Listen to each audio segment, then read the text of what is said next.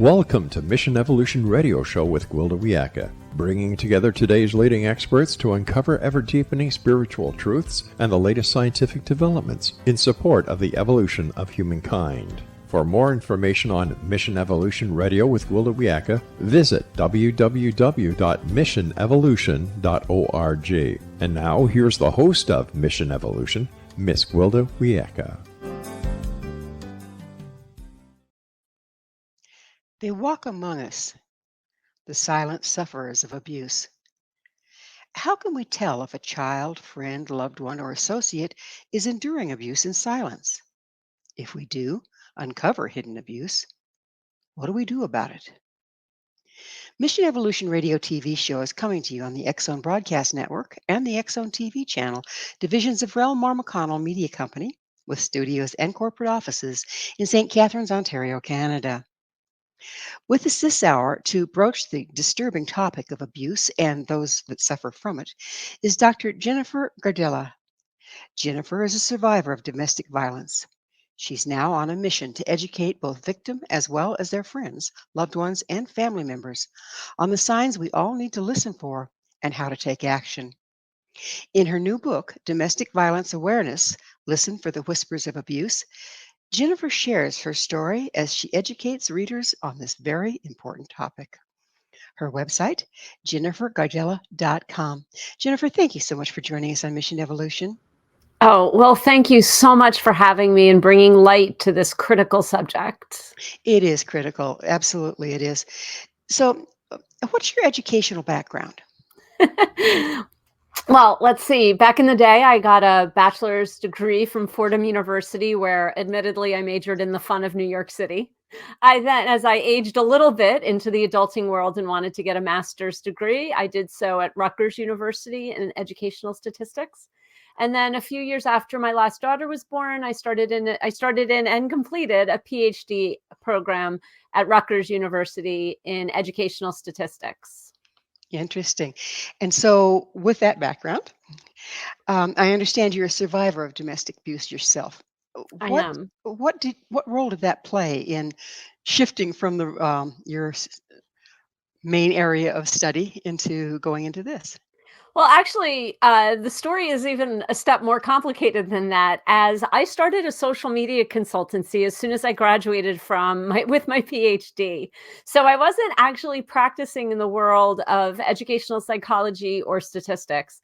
I wound up with an interesting skill set through jobs in graduate school, and I wanted to help small business owners who couldn't hire a marketing director.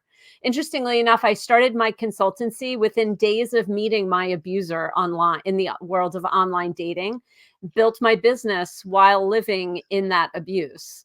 And I made the shift recently while still having my business and growing my business, actually.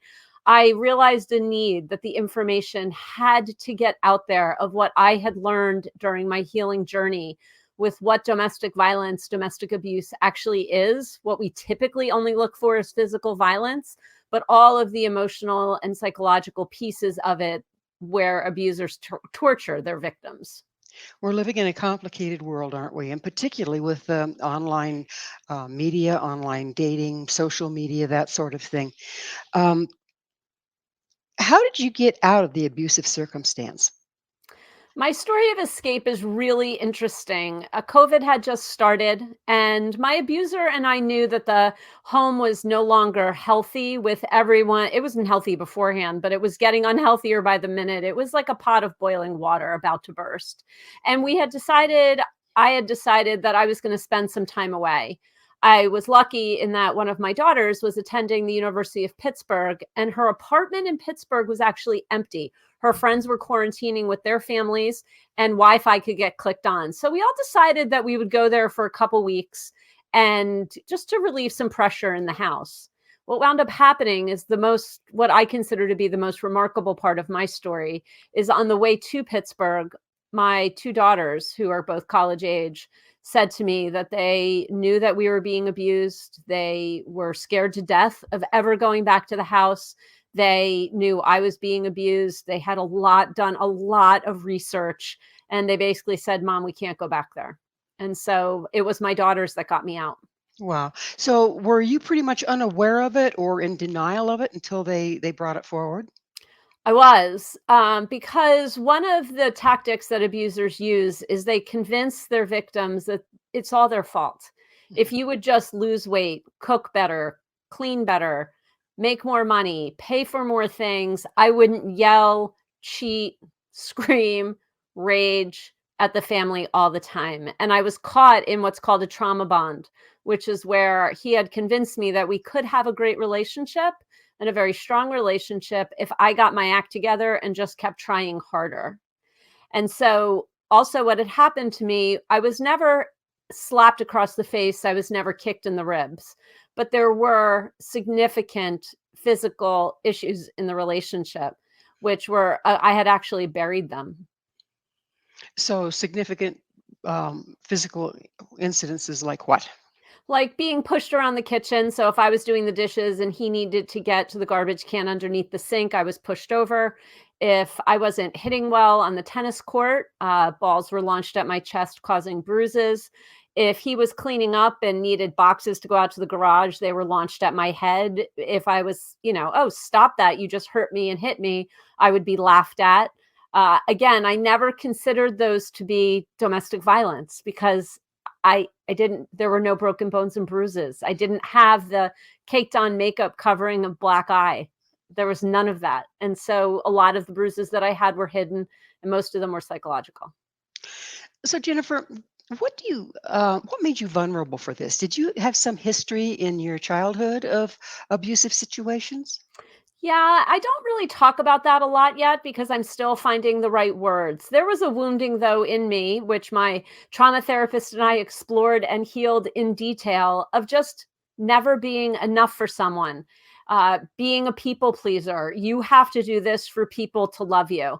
I definitely was not brought up in an environment where I was enough for the right person. It was always with an air of, you're lucky that you have found somebody, and so that causes a lot of problems when you're looking for a partner.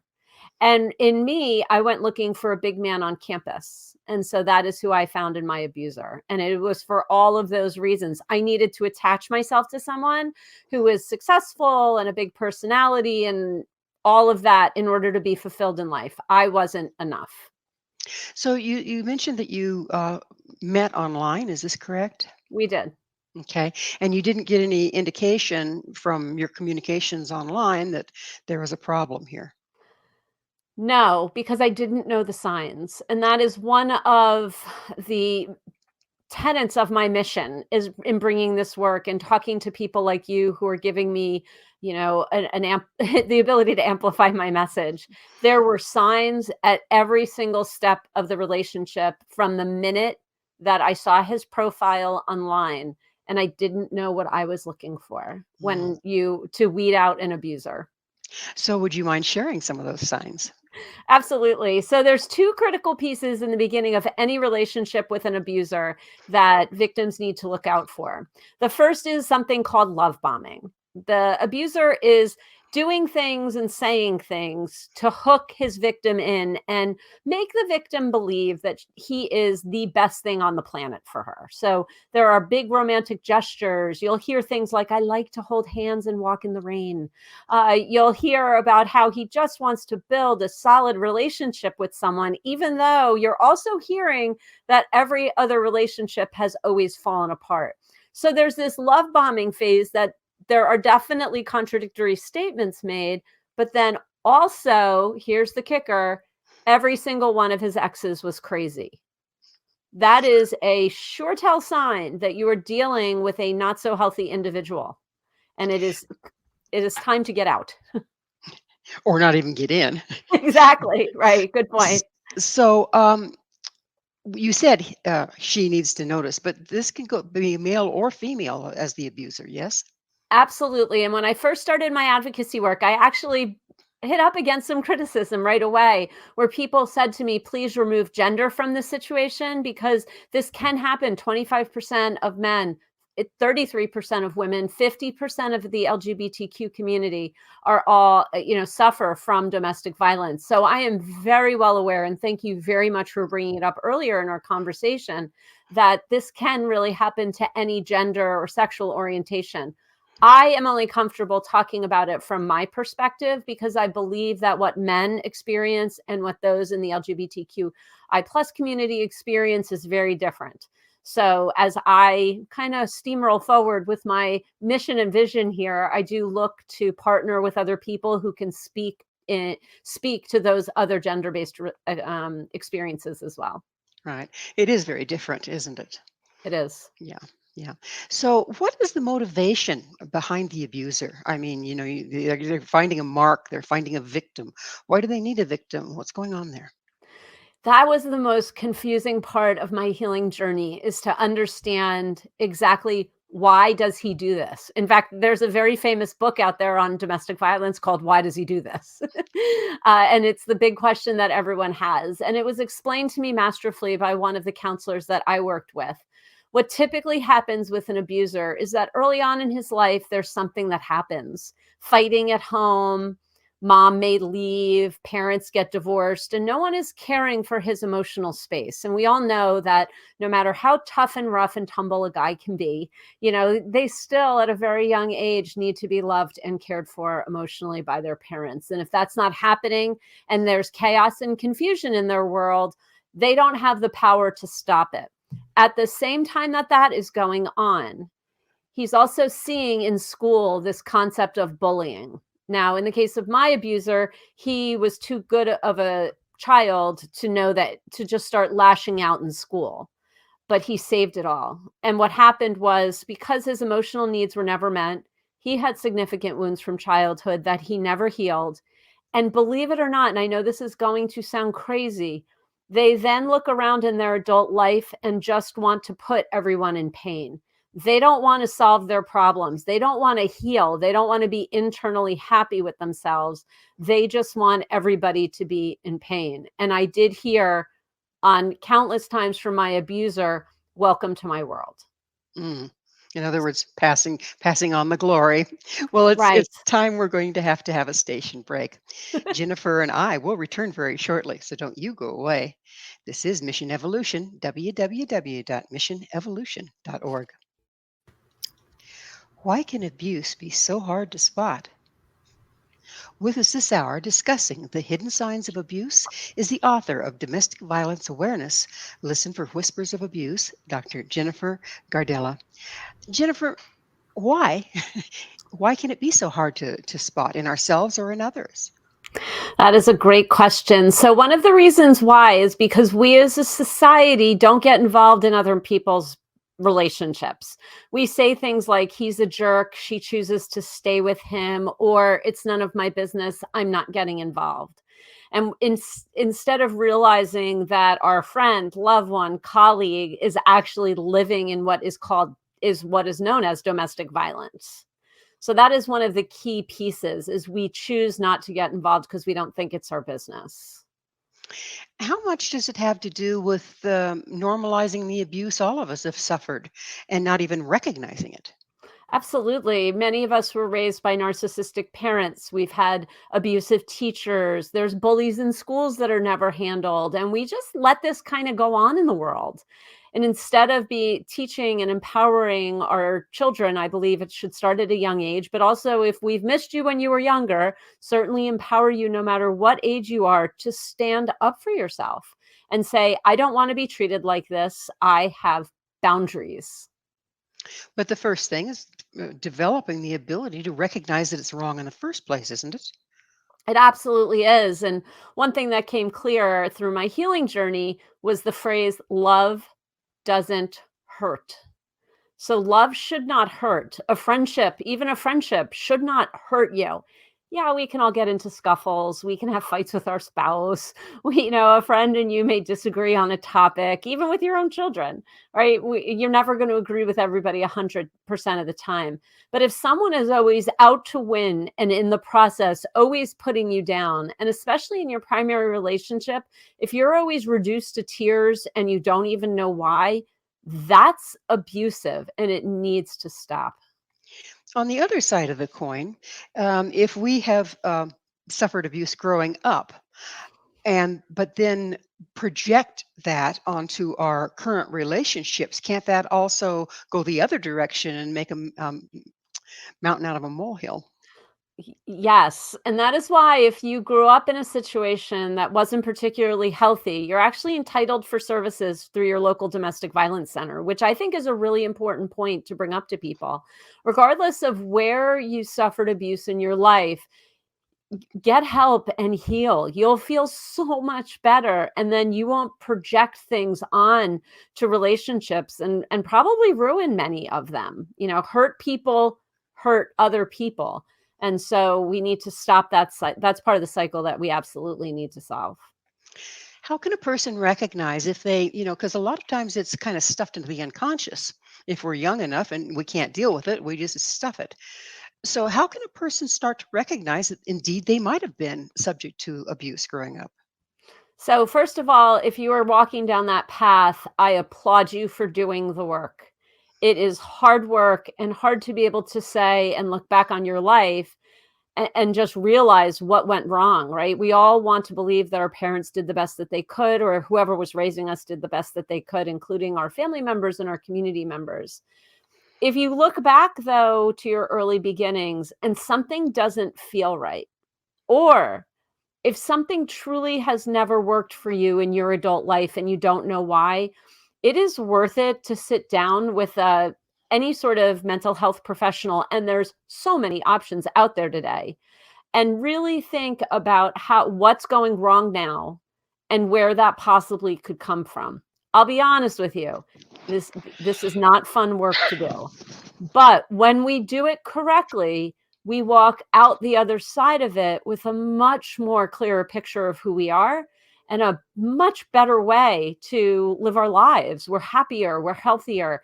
We can't excuse the abuse that happened to us, but that doesn't mean that we need to live with it. And it doesn't mean that we have to, as you said, great wording, project it onto other people. All of us have grown up with a certain amount of abuse. Let's just face it, the whole world's pretty unprocessed at this point. But when can you tell that it's dysfunctional? So it's dysfunctional, in my opinion. This is just my opinion. It's dysfunctional when someone is running their life around another individual. And by that, I mean, we should all have some sense of agency in our own lives. We should be dictating, even if you're like, I am in a loving, committed marriage, but I still have control over my day. And that's not a bad level of control to have, but it's when am I getting my stuff done, right? When I was living in abuse, I had zero sense of control. I actually had zero. The reality was I had no control over my life. When I did anything, when I ate, when I went to sleep, it was all to be controlled by my abuser. So that's not healthy. It's starting to sound to me like the abuser may have had very similar abuse to what they dish out. Yeah, as I said, they weren't the abusers were at some point there was a break in the fabric of reality when they were being raised. They weren't given the emotional support that they needed when they were younger, and that caused them to say, I need a lot more control over my life, and when it's appropriate, I'm going to go and get it, and then I'm going to control everybody because they don't heal those wounds. You mentioned that we start seeing things falling apart in our lives, and if you start to look for it, that's how you can tell there's been abuse or whatever.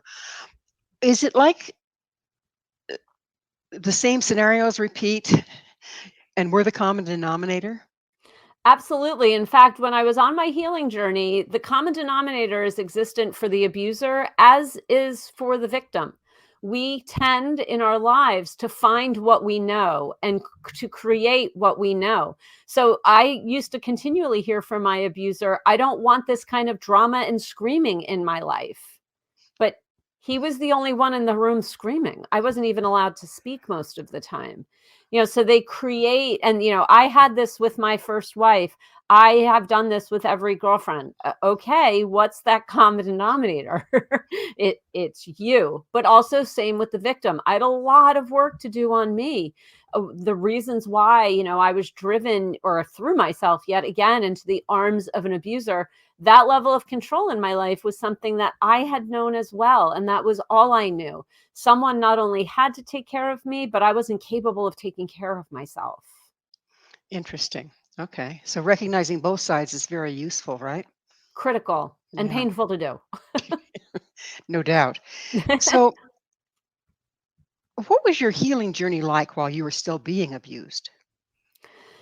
So the first thing that I did, which was really interesting, is I went to marriage counseling by myself. So that sounds crazy, but my abuser wasn't having it. He wasn't coming with me.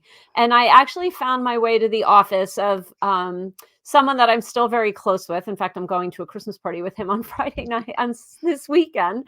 And he just started to talk to me a lot about this isn't healthy. Like, the same, he was listening over weeks and weeks, the same patterns coming up. And it was shortly after working with him that the big escape did occur. And then the healing journey turned.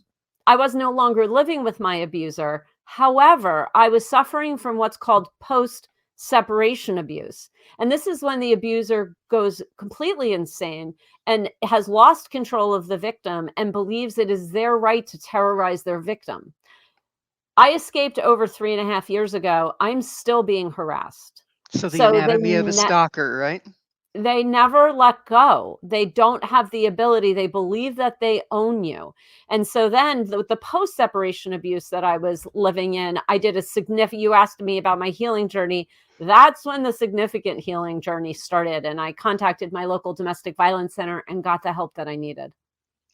So, going back, it sounds like you went into marriage counseling while you were still in the relationship. And it was after, or you had initiated marriage counseling, that then your daughters brought it up to you. Is that correct? Yes, it was just a couple of months after I had finished the program with the coach therapist that we wound up escaping. And I can remember having a conversation with him, the therapist, afterwards, and said, I think you may have known that you were preparing me to leave, but I wasn't ready to hear it yet. But thanks for preparing me to leave, because he did give me some nuggets of strength that I really relied on, especially in those first couple months I was out. How important is it to have that third party look in and go, there's something wrong here? Yeah. So it's important, as long as the third party is able to find the right words and not arm the victim with any ideas that can hurt her. So it doesn't help as a third party if you say to your victim, you are being abused, this is domestic violence, you better go tell him to cut it out.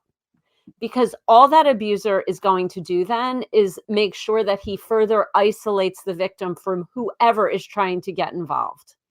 My friends, my 3 best friends that really held me up and walked me through the abuse, and then what happened afterwards, they all will tell you the exact same stories. He was abusive.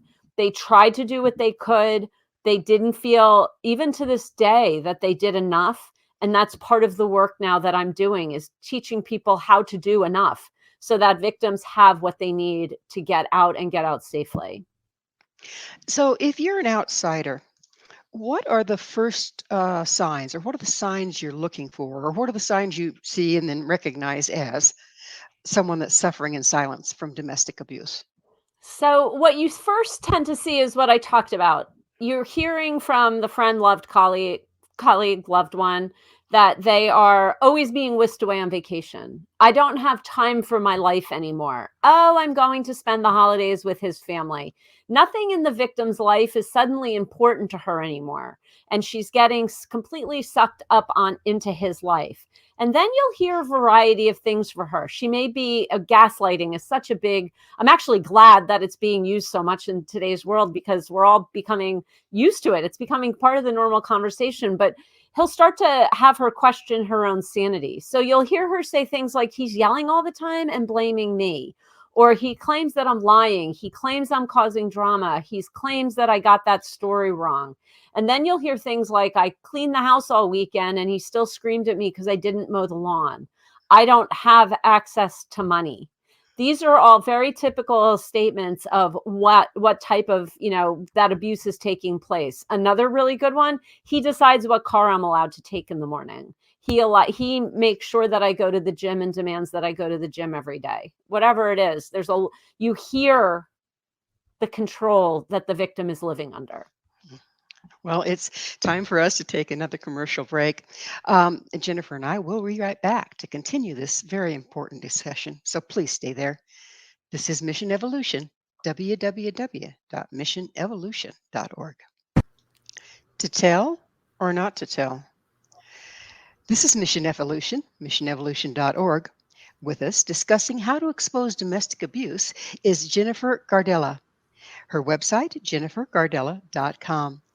So, Jennifer, if we have ascertained that we think, or we have a lot of signs that someone is suffering from domestic abuse, how do we approach them with it? What's the best approach to start easing our way into seeing if they're aware of it, if they're in denial of it, if they want to hear about it, if they want support? How do you tell?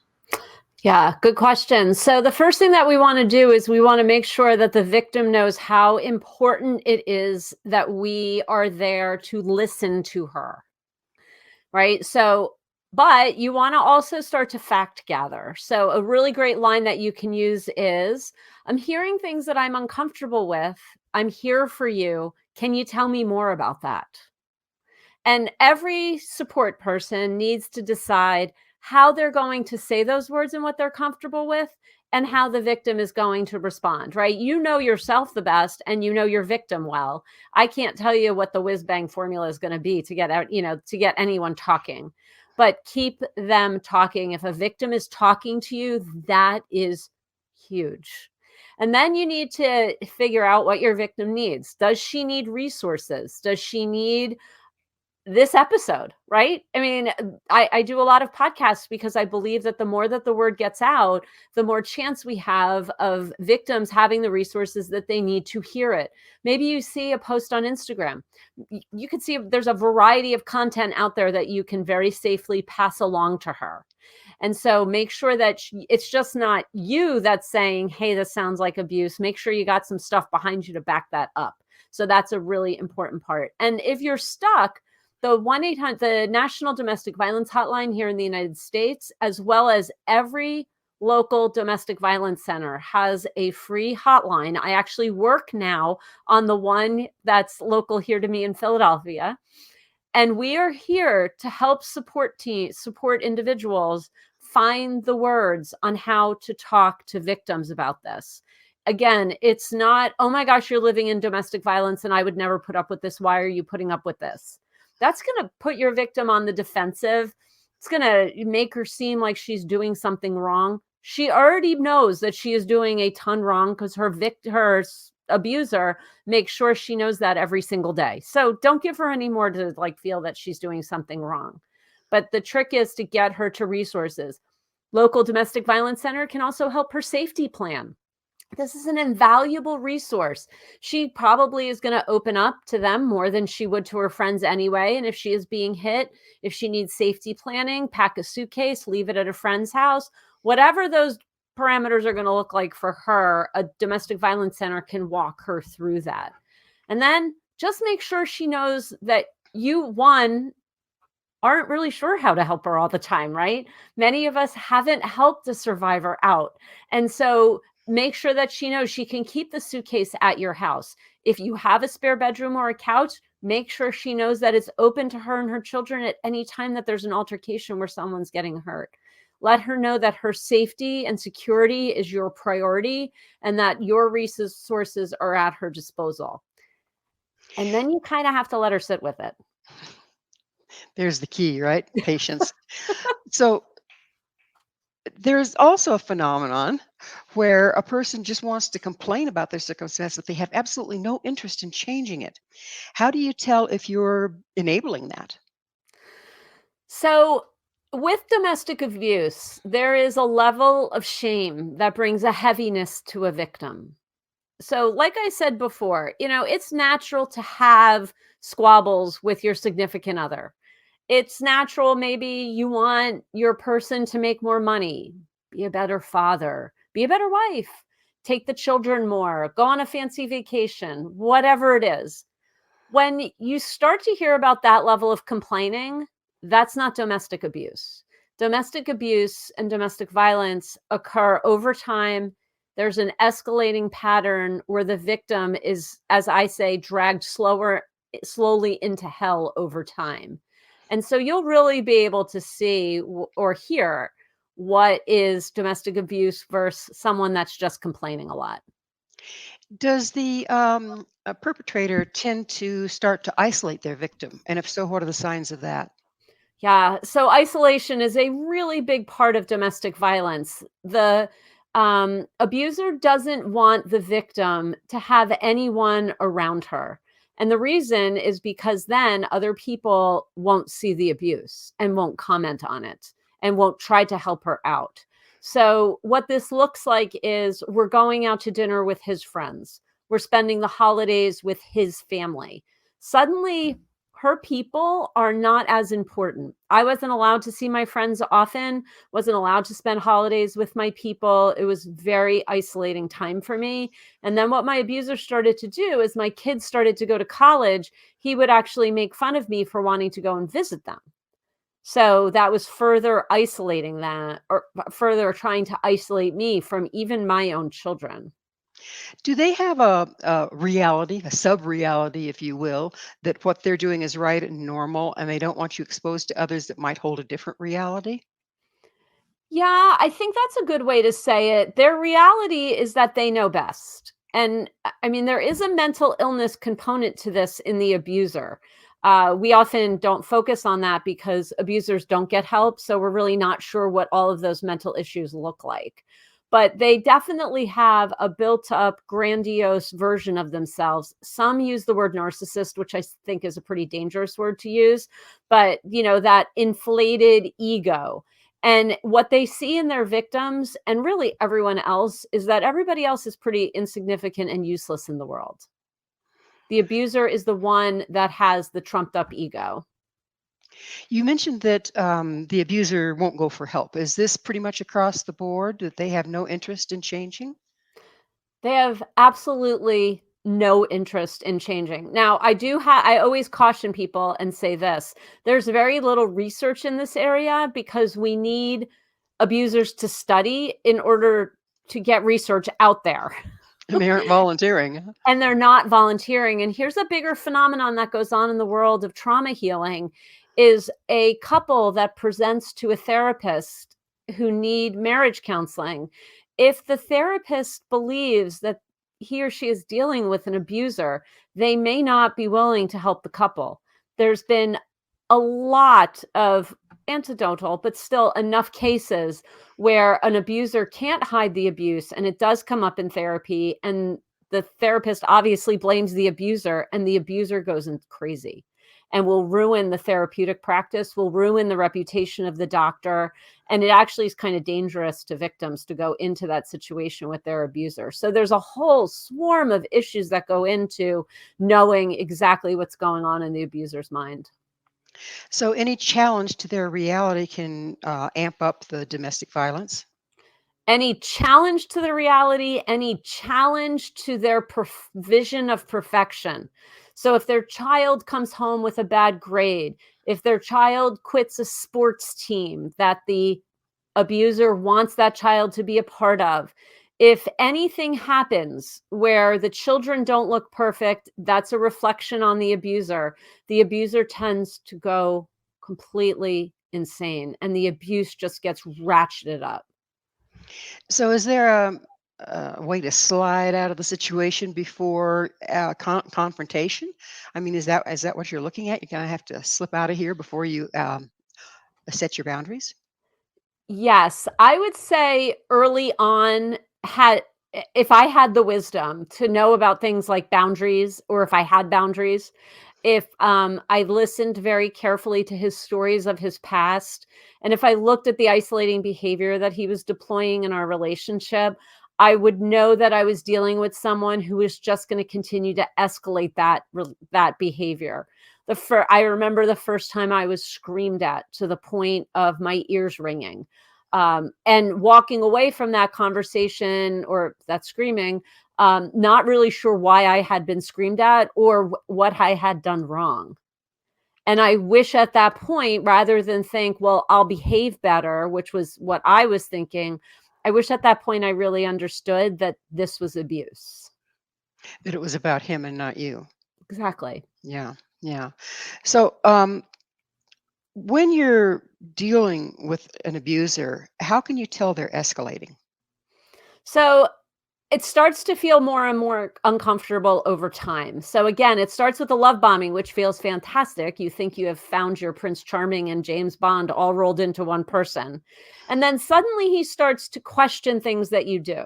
Suddenly it was, why do you do this as a parent? I would never do this, right? And so he starts to, why don't you have more money? I thought you would have saved better. Why don't you have a bigger career? Like suddenly the abuse starts to drip in, and I was starting to question everything about my decisions because he would make me feel less than. If your significant other makes you feel less than on a regular basis, that's abuse, right? If if stuff is important to him, I just should have said, well, that's not important to me. So I don't want to be treated like this. Watch how he then escalates and starts to control your holidays. We talked about that. Control your schedule. We talked about that as well. And if you have children together, is it always his way or the highway? Right. That is a lot of escalation that goes on in families with kids. And then again, when the abuse has really spun up, no one should be commenting on your weight. I'm very honest about my weight. I'm about 130 pounds. He wanted, and I'm tiny, I'm not a heavy person. And he wanted me to be 115 pounds. He wanted my hair long and blonde. Why? Oh, goodness. Yeah, but why? A Yeah. lot of control. I looked ridiculous with long blonde hair. I was not So, happy. so do when an abuser that's operating like this has pushed their victim, um, and they feel like they've really pushed them maybe a little too far, will they go back into the love bomb phase for a while to try to keep things together? Yes, that is part of the trauma bond that we talked about, right? So they trauma bond you with this love bombing stage where you believe that your relationship is going to be perfect. And then they drip in little pieces of abuse. And when you get upset to bring you back, go right back to love bombing. And then they drip in little pieces of abuse and then they go back up, more love bombing. But so they're always keeping you on the hook with the love bombing, but the abuse gets worse and worse. Interesting. So, sounds like they're pretty intuitive to be able to tell just exactly where they can go with this, right? Exactly. Yeah. Well, it is time for another station break. Please stay with us as Jennifer and I continue to examine what is our responsibility when uncovering domestic abuse. This is Mission Evolution, www.missionevolution.org. Must we destroy a family to save a child? This is Mission Evolution, missionevolution.org, and we're continuing our discussion with the author of Domestic Violence and Awareness, Listen for the Whispers of Abuse, Dr. Jennifer Gardella. Jennifer, one of the things that I think is probably a real stickler is what does a person do? Oftentimes you can see that there's something not right. And if we do start to uncover that a child is being abused abused in a domestic situation, some nasty stuff can come of our opening our mouths and saying something. So, how do you dance that dance? How do you do what's right? Well, and this is an issue with many divorcing individuals and in the world of divorce in general, right? How do we make sure that kids are raised in healthy environments? And if parents are fighting, that's not a healthy environment. So it's very important to recognize that you have to look at the entire picture. And when it comes with abuse, there's an added problem. in that if parents are going to divorce, the children are going to be spending time with the abusive parent alone. And that can be very damaging as well. And if you try to get that parent help, if you try to, in court, say anything about the abuse and you don't have police reports, if you don't have a restraining order, judges don't really like to talk about it. So your question, I don't have an answer to, but it really needs to be part of the conversation as we move forward, because these levels of abuse are not recognized by the court and can have lifelong damaging effects to the kids. So, say in a different scenario that you're, um, say, I'm a Taekwondo teacher, okay, and I notice one little kid is very shy, very timid, flinches a lot, and comes in with bruises that they didn't get in Taekwondo. What is mine to do there? So first of all, I live in the state of Pennsylvania over here down here in the United States. And as a domestic violence advocate now, and as any teacher, I believe we're mandated reporters if we believe that abuse is happening. And there's a 1-800 number that we are to call, and there is also a website where we can file a report. So if someone is in the child's life and believes that physical abuse is occurring, they are required by law. In fact, it can be considered a felony not to report it, which is pretty scary because you have to have, it's just not based on a gut feeling. But if you're having, and we all go through training on exactly how to flesh out with that child where the bruising is coming from. So that teacher would know what's normal bruising in a Taekwondo situation or for a child that age, and then could take the appropriate action if they believe that further abuse is going on. It's a sticky widget, though, isn't it? Because sometimes I understand that an abusive parent situation is better than the splitting up and feeling like the child is responsible for it, or the parent going to jail and the child takes responsibility for it. You know, how do you know what's right to do there? How can you So tell? I would actually say it is 100% never a good idea to have a child living in an abusive situation.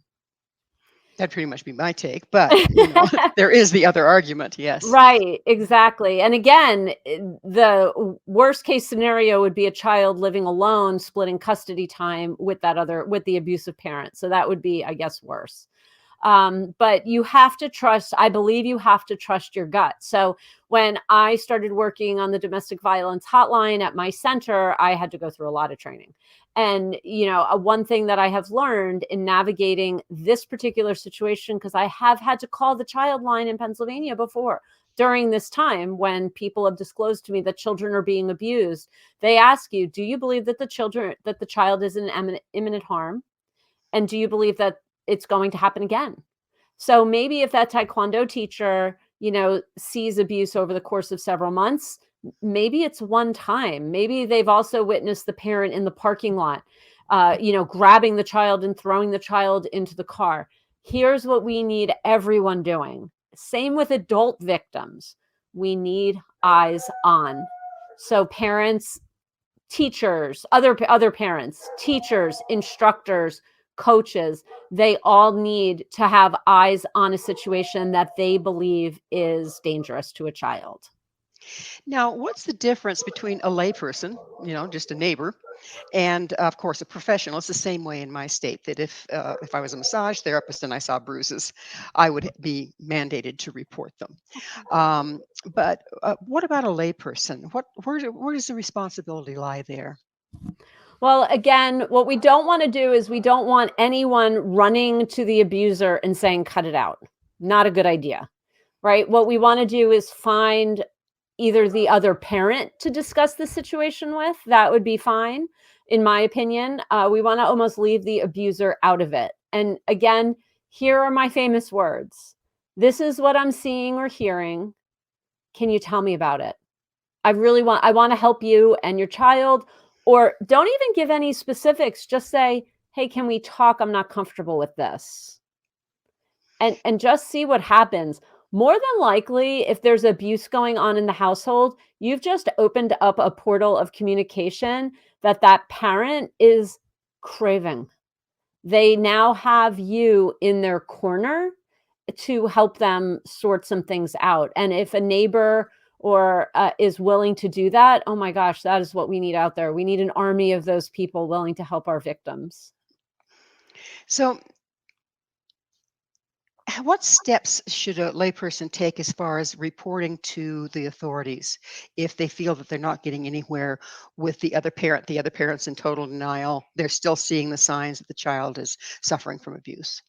Yeah. So again, you have two choices: call your local domestic violence center and get guidance, or call the police. And this is something I learned during post separation abuse.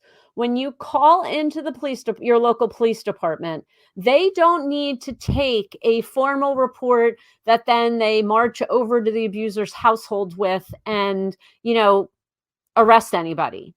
You can call your local police department for guidance on how to proceed. And I established a relationship with a detective in my township who was then able to walk me through a lot of the scary things that I was going through, even though no laws were broken. And here's the other thing that I did: I called the police departments in the neighboring towns because I live in an area where you cross into other towns a lot, right? Like my gym is in a different town, my supermarket is in a different town. And I said, I just want to establish with you that this is going on in my life. I frequent stores and restaurants in your town often. And if there's an incident, I don't want to have to start off from square one. So if you're a layperson, you can actually start to do that too. Just call in, establish a line of communication so that also you feel like you're doing something. And then just start to document incidents with the police department of what you're seeing.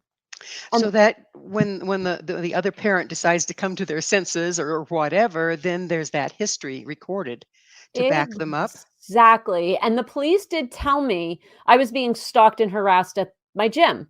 And I would call in and report every incident. And one of the few times that I was ever applauded for doing this was a police officer who said, everyone should be doing this when they see stalking and harassment of adults and children, because it establishes that pattern. And so then later on, when you really need those documentation, you like I said, you're not starting from ground zero. We all know who you are. Well, Jennifer, it's that time in the show when I get to ask you, what is your mission? I believe that the way to solve the problem of domestic abuse is through education. And what I want to do is provide that education to victims, community members, support colleagues, so that when victims are in trouble, we no longer say he's just a jerk. We say, my person is being abused. Let me find a path to help her out. So, does someone ever really totally heal from domestic abuse, long-term abuse? That is such a good question. I can tell you that I feel that I have healed about as much as you can heal. So I did 8 weeks of crisis counseling, 20 sessions of trauma therapy, 10 sessions of EMDR, countless support groups, 3 educational programs, one which I'm about to run next year for my domestic violence center. I've done a lot of work, read countless books, blogs, journaled until my fingers fell off. You can heal. You can get real close to 100% healing. For me, I believe that there will always be part of that abuse with me, and that's okay. I've kind of embraced it. It does tend to linger, though, doesn't it? It does, and it lingers in very different ways. Like I moved to my current town for my abuser. So there's a lot of things here that were part of our relationship right from the beginning. The whole reason I live here is because of him. So that, those kind of things will, I believe, dissipate over time, but they're still lingering, and that's okay. For me, healing also was moving into a healthy relationship, probably the healthiest of my life, where my now husband really supports the work that I've done on myself and helps me heal the cracks that are still left. And we can talk about it. That's the most important thing. Victims, former victims, survivor, whatever language you want to put around it, we need people around us who understand that our life is still pretty trauma informed, even if we're really happy and rebuilding afterwards. So we're just about out of time altogether. But how can you be sure that you're healed enough that you're not projecting your personal experience onto something you're witnessing going on with somebody else. Yeah, we had a great incident in the beginning of our relationship where my now husband asked me to go pick up his dry cleaning, which what and I recoiled on the inside and I said, oh my gosh, he's turning me into a slave just like no, I'm not doing, And I said, wait a minute, this may be okay. And I reached out to my therapist and I reached out to my best friend and I said, he's asking me to go get his shirts at the dry cleaner. Is this something that I should be doing? And they said, look at what he does for you. Right. And so you have to make sure that when you have that gut, when you want to punch back, that it's not coming from your place of abuse and that you deal with it in a healthy way. And I actually that was one of the first times that I started a pattern of really healthy communication with my husband where I said, that struck a chord in me. By the way, I did go and pick up the shirts. That was the end of that Well, story. unfortunately, I'm glad the shirts got picked up and we're out of time. Oh, Thank you okay. so much Thank for you. coming on the show. Our guest this hour has been Dr. Jennifer Gardella. Jennifer is the author of Domestic Violence Awareness. Listen for the Whispers of Abuse. To find out more about Jennifer, visit her website, jennifergardella.com. This has been Mission Evolution with Gwilda Wiyaka. For more information or to enjoy past archived episodes, visit www.missionevolution.org. And be sure to join us here next time, as this mission will continue, bringing information, resources, and support to our evolving world.